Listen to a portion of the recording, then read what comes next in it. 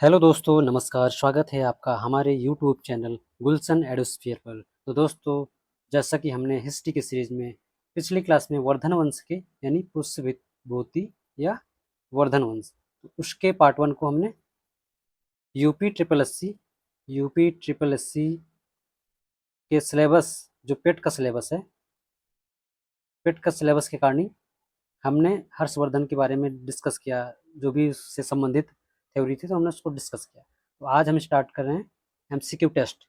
MCQ test में हमने सारे इंपॉर्टेंट क्वेश्चन लिए हैं, चाहे प्रीवियस ईयर्स हों चाहे आने वाले क्वेश्चन होंगे। तो आप इस क्लास को करेंगे तो आपको बेहद फ़ायदा होगा। ओके, तो आप इस क्लास को मिस मत करिए, ये बहुत ही इंपॉर्टेंट क्लास है। आप करिएगा, आपके बहुत सारे एग्जाम में सारे क्वेश्चन आते रहते हैं। चलते हैं दोस्तों आज के पहले प्रश्न की तरफ। तो पहला प्रश्न क्या है? हर्षवर्धन सम्राट हर्षवर्धन किस राजवंश से संबंधित थे? उनका राजवंश कौन सा था? हर्षवर्धन का राजवंश पुष्यभूति यानी कि वर्धन वंश से संबंधित थे। इनका जो है पहला पहला जो मतलब इनका देखा जाता है कि जो पहले संस्थापक थे पुष्यभूति, इनके नाम पर पुष्यभूति बन जाता है। और वर्धन क्या है? हर्षवर्धन जब कन्नौज पे अपना शासन यानी राज्य स्थापित करते हैं तो इनकी वजह से वर्धन वंश के नाम से फेमस होता है। ओके, सेकेंड, हर्षवर्धन के शासनकाल में कौन सा प्रसिद्ध चीनी यात्री भारत आया था? कौन सा चीनी यात्री था? तो हर्षवर्धन के समय में ह्वेनसांग आया था। ह्वेनसांग की इसकी रचना क्या है? इसका यात्रा वृत्तांत, तो इसका यात्रा वृत्तांत क्या है? तो एक सी यू की नाम की बुक लिखता है ना। इस बुक की राइटिंग कौन करता है? राइटर कौन है? ह्वेनसांग। क्लियर। और यहाँ पे आप फायन को देख लीजिए। फायन इसकी क्या है? फो कोकी कोकी करके इसकी रचना है। ये कब आया था? विक्रमादित्य के टाइम पे, विक्रमादित्य के समय, गुप्त शासक। ठीक है ना।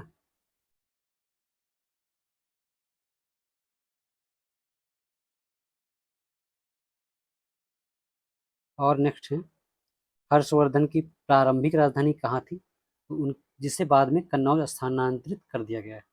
तो उनकी पहली जो प्रारंभिक राजधानी थी पुष्यभूति वंश की, तो ये थानेश्वर थी। क्लियर। हर्षवर्धन के दरबारी कवि कौन थे जिन्होंने हर्षचरित की रचना करी? तो हर्षचरित की रचना कौन करी? बाणभट्ट ने। इनकी एक रचना और कौन है? कादम्बरी। कादम्बरी। ठीक है। कालिदास की मेघदूतम। मेघदूतम,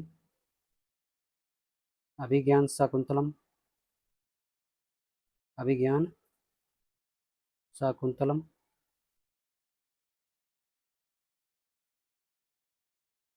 क्लियर। और मालविकाग्नि मित्रम।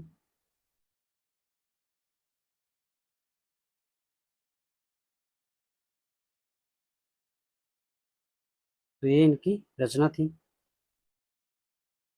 हरिसेन ने क्या किया था? हरिसेन ने प्रयाग प्रशस्ति। प्रयाग प्रशस्ति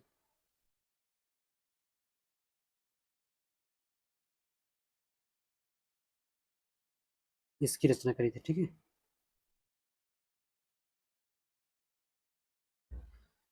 किस दक्षिण भारतीय शासक ने नर्मदा नदी के तट पर हर्षवर्धन को पराजित किया था? तो किसने किया था?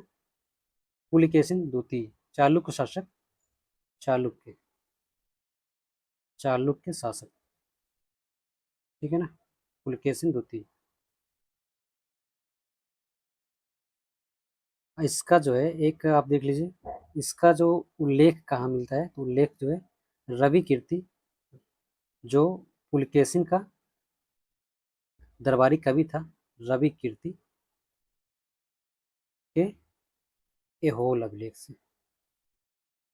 एहोल।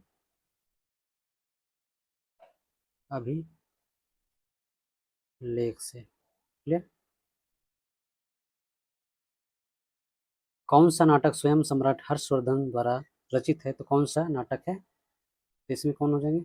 रत्नावली, प्रियदर्शिका, नागानंद। तो ये सभी हो जाएंगे। क्लियर। हर्षवर्धन द्वारा प्रत्येक 5 वर्ष में प्रयागराज में आयोजित किए जाने वाले सम्मेलन को क्या कहा जाता था? प्रयागराज में क्या सम्मेलन किया जाता था? महामोक्ष परिषद।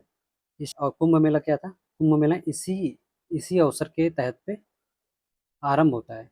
यहीं से कुंभ मेला आरंभ होता है। क्या होता है? शुरू होता है।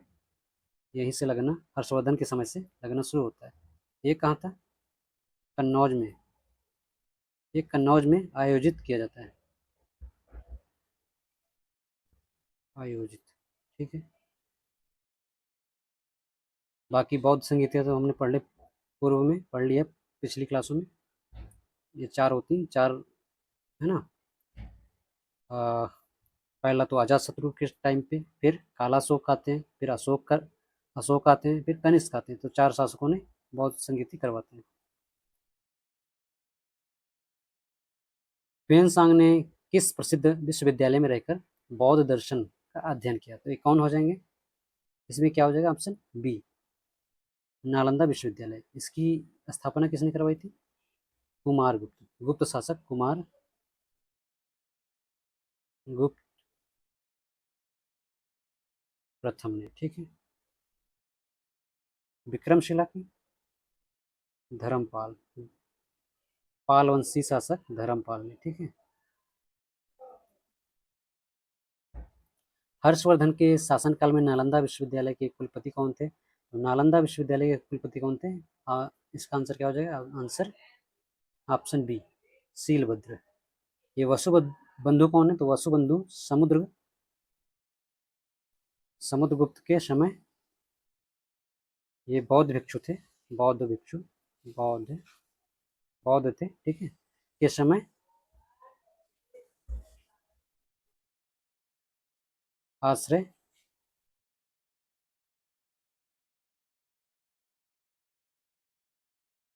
में रहते थे। ठीक है। आश्रय, इनको समुद्रगुप्त क्या किया था? आश्रय दिए थे। क्लियर। नागार्जुन। नागार्जुन क्या है? शून्यवाद के शून्यवाद के जनक। इन्होंने शून्यवाद की फिलॉसफी या थ्योरी, या उसको सिद्धांत को बोला जाए तो इन्होंने प्रतिपादन किया है। ये एक महायानी बौद्ध शाखा के बौद्ध शाखा से संबंध रखते थे। ठीक है।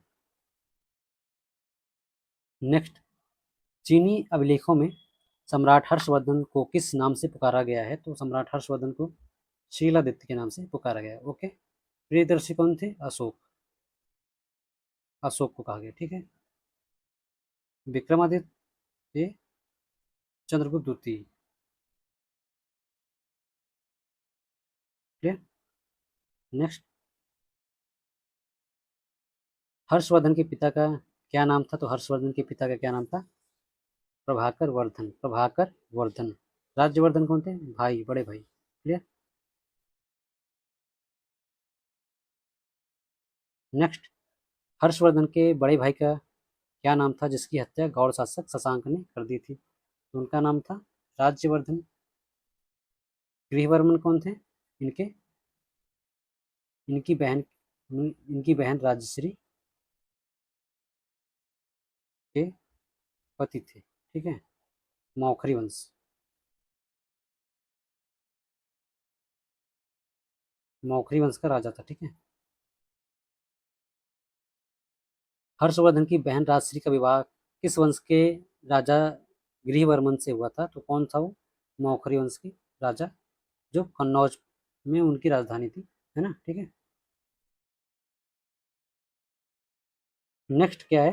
हर्षवर्धन किस वर्ष थानेश्वर की गद्दी पर बैठे थे? तो उनका राज्याभिषेक कब होता है? इसका आंसर ऑप्शन ए, 606 ईस्वी में। और उनका शासन काल पूरा देखा जाए तो शासन काल पूरा क्या होता है? 606 ईस्वी से लेकर के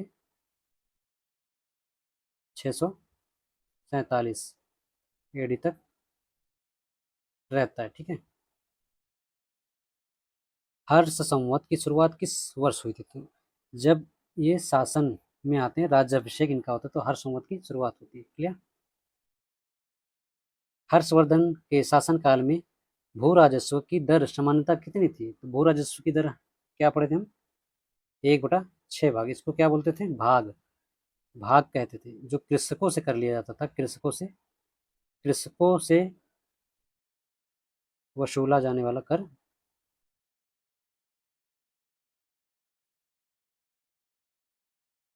भाग होता था। क्या होता? भाग। ये 1/6 लिया जाता था उपज का, कुल उपज का।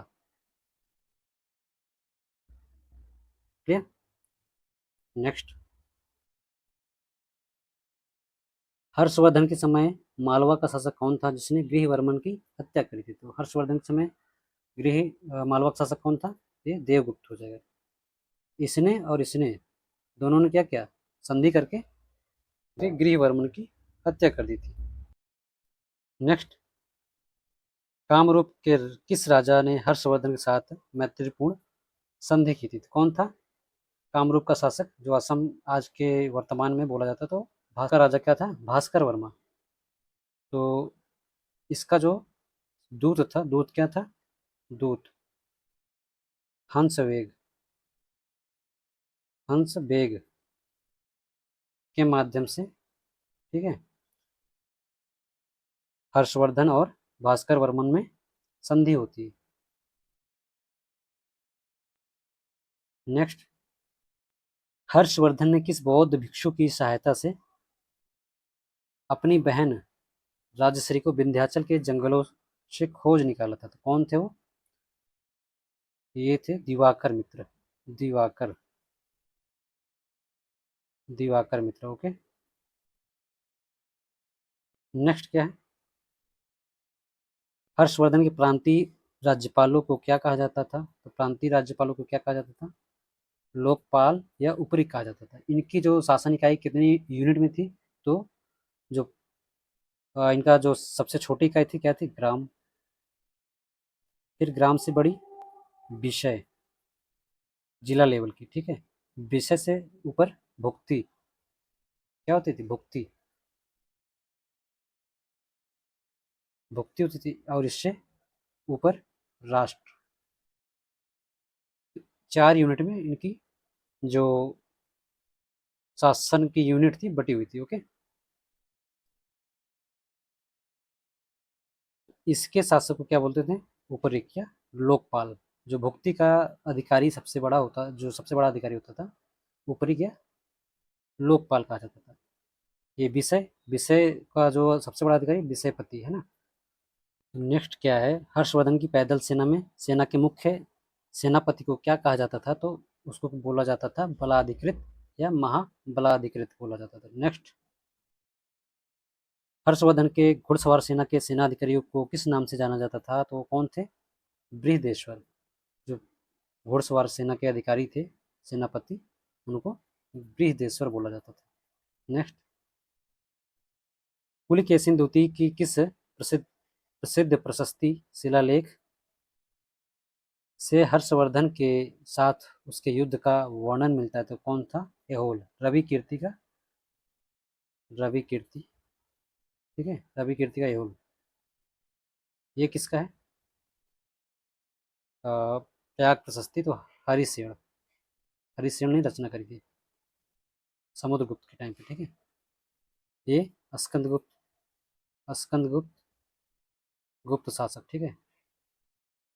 जूनागढ़, ये रुद्रदमन, शक क्षत्रप रुद्रदमन। क्लियर। एहोल प्रशस्ति के रचनाकार कौन थे? तो एहोल के रचनाकार रवि कीर्ति। क्लियर। नेक्स्ट, हर्षवर्धन ने किस धार्मिक विचारधारा को अपने जीवन के उत्तरार्ध में संरक्षण प्रदान किया था? तो कौन थे? किस धार्मिक विचारधारा को अपने राज्य में संरक्षण दिया था? तो कौन था? महायान बौद्ध धर्म। ठीक है। नेक्स्ट, इससे पहले वो क्या थे? शैव मतानुयायी थे। क्या थे? शैव। कन्नौज में आयोजित विशाल धर्म सभा की अध्यक्षता किसने की थी? तो उसकी अध्यक्षता किसने की थी? ह्वेनसांग ने। ठीक है।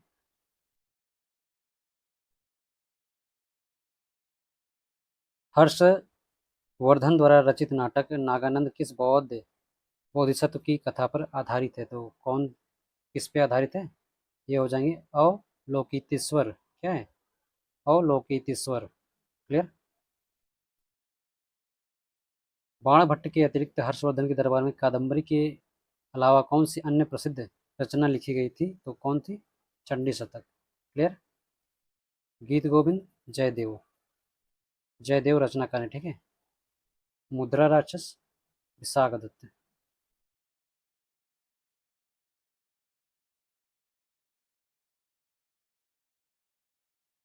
ये मेरे आई थिंक दंडी के है। दंडी दस कुमार चरितम। मुझे क्लियर नहीं, बट आप इसको एक बार देख लीजिएगा। हर्षवर्धन के समय में कौन सा नगर सूती वस्त्र उत्पादन और व्यापार का प्रमुख केंद्र था? तो कौन सा नगर था? इसका आंसर हो जाएगा मथुरा। नेक्स्ट। हर्षवर्धन के समय बंगाल का प्रसिद्ध गौड़ शासक कौन था जिसने बरगद बोधि वृक्ष को कटवा दिया था? तो ये कौन था? शशांक। क्लियर। गौड़ शासक। नेक्स्ट। हर्षवर्धन के समय पुलिस विभाग के साधारण कर्मचारियों को क्या कहा जाता था? तो साधारण कर्मचारियों को चाट एवं भाट बोला जाता था। क्लियर। हर्षवर्धन के काल में आपराधिक मामलों के सर्वोच्च पुलिस अधिकारी को क्या कहा जाता था? तो उससे क्या कहा जाता था? दंडपाशिक या दंडा अधिकृत। ठीक है। नेक्स्ट।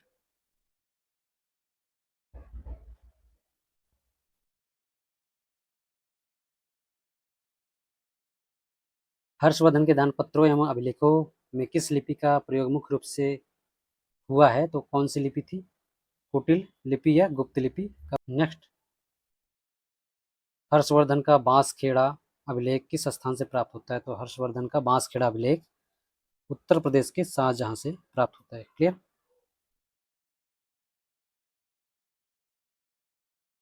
हर्षवर्धन का मधुबन अभिलेख उत्तर प्रदेश के किस जिले से प्राप्त होता है? तो ये मऊ से। कहाँ से? मऊ से प्राप्त होता है।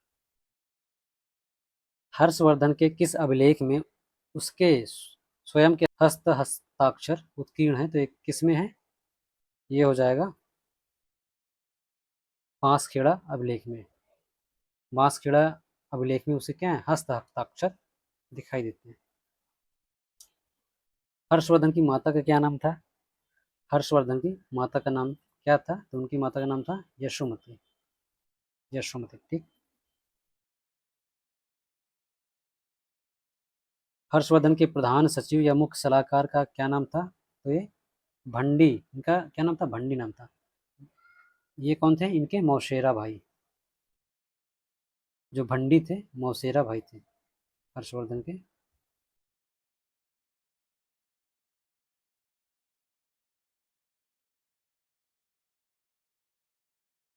मौसेरा भाई थे प्रधान सलाहकार। ठीक है। सिंहनाथ कौन था? ये प्रधान सेनापति। क्या है? प्रधान सेनापति। स्कंद कौन है? हाथियों का। हाथी दल का चीफ। क्लियर। नेक्स्ट। हर्षवर्धन का युद्ध और शांति का मंत्री यानी विदेश मंत्री कौन था? तो कौन था? अवंती। इसे अवंती कहा जाता था। क्लियर। हर्षवर्धन की हस्ती यानी हाथी सेना का मुख्य सेनापति कौन था? तो स्कंदगुप्त था। ये स्कंदगुप्त वो नहीं जो गुप्त काल का था। ठीक है।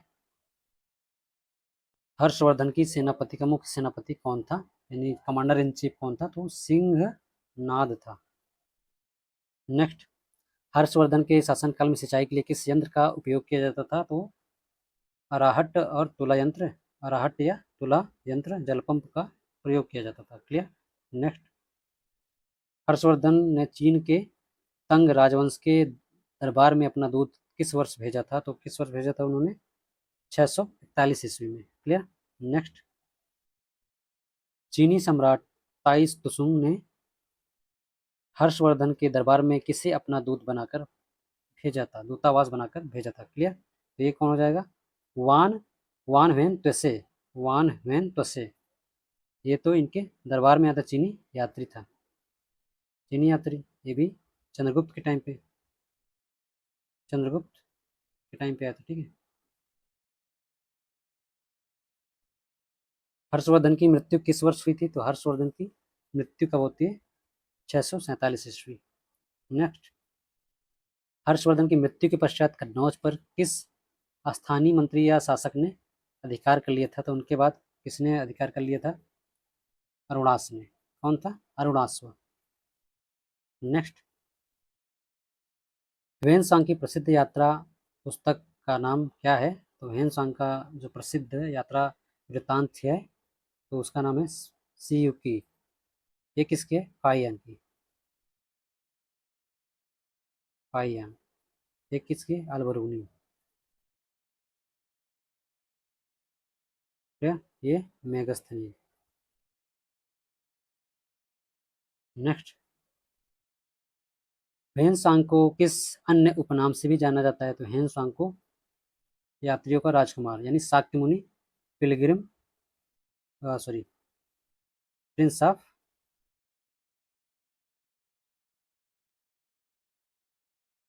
Prince of Pilgrim.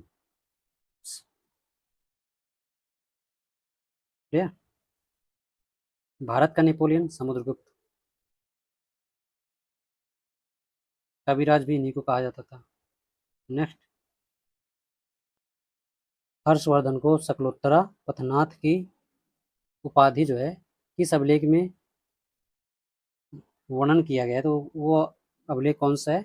चालुक्य का एहोल अभिलेख हो जाएगा। ठीक है। नेक्स्ट, हर्षवर्धन के समय भूकर एकत्र करने वाले मुख्य अधिकारी को क्या कहते थे? भागिक बोला जाता। क्या बोला जाता? भागिक। जो कर का नाम था तो भाग बोला जाता। कर जो कृषि से या कृषकों से कर लिया जाता था उसको भाग कहा जाता था।